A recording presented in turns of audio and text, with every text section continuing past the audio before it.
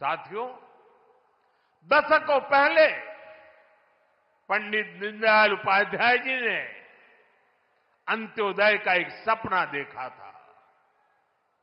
वे मानते थे कि भारत की प्रगति का पैमाना अंतिम पंक्ति में खड़े अंतिम व्यक्ति के चेहरे की मुस्कान से मापा जाएगा।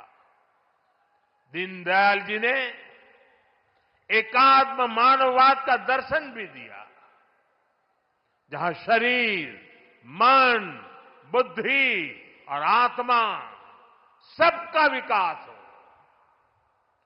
दीनदयाल जी के सपने को मोदी ने अपना संकल्प बनाया है। हमने अंत्योदय को सैचुरेशन यानी संतुष्टिकरण का नया विस्तार दिया है।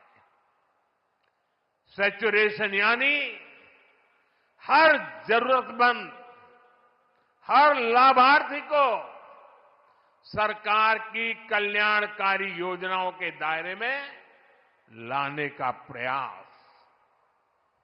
जब सैचुरेशन की भावना होती है तो भेदभाव नहीं होता,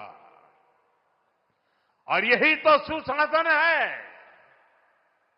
यही सच्चा सामाजिक न्याय है, यही सच्चा सेकुलरिज्म है।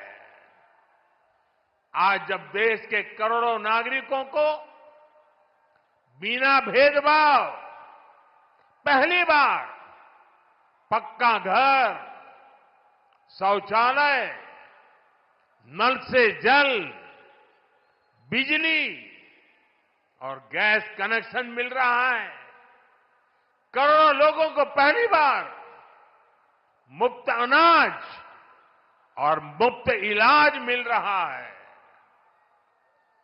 पंक्ति में खड़े अंतिम व्यक्ति तक पहुंचने का प्रयास हो रहा है, तो पंडित दीनदयाल जी के विजन के साथ न्याय हो रहा है।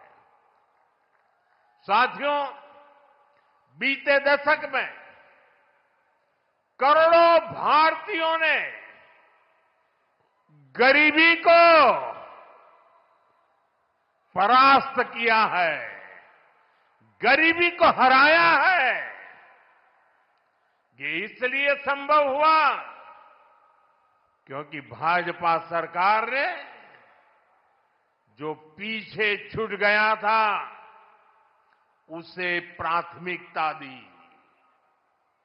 जो अंतिम पंक्ति में था उसे प्राथमिकता दी। साथियों, 2014 से पहले करीब 25 करोड़ देशवासी ऐसे थे जो सरकार की सामाजिक सुरक्षा योजनाओं के दायरे में थे। 25 करोड़। आज करीब 95 करोड़ भारतवासी इस सुरक्षा कवच के दायरे में हैं। उत्तर प्रदेश में भी बड़ी संख्या में लोगों को इसका लाभ मिला है। मैं आपको एक और उदाहरण देता हूं।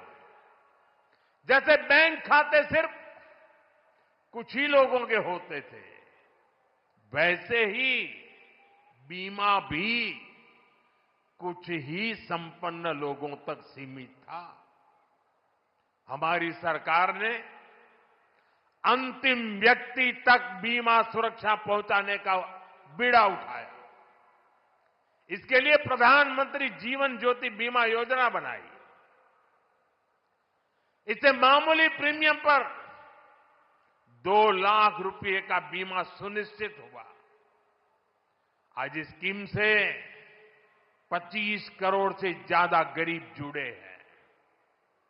इसी तरह दुर्घटना बीमा के लिए प्रधानमंत्री सुरक्षा बीमा योजना चल रही है। इससे भी करीब 55 करोड़ गरीब जुड़े हैं। ये वो गरीब देशवासी हैं जो पहले बीमा के बारे में सोच भी नहीं पाते थे।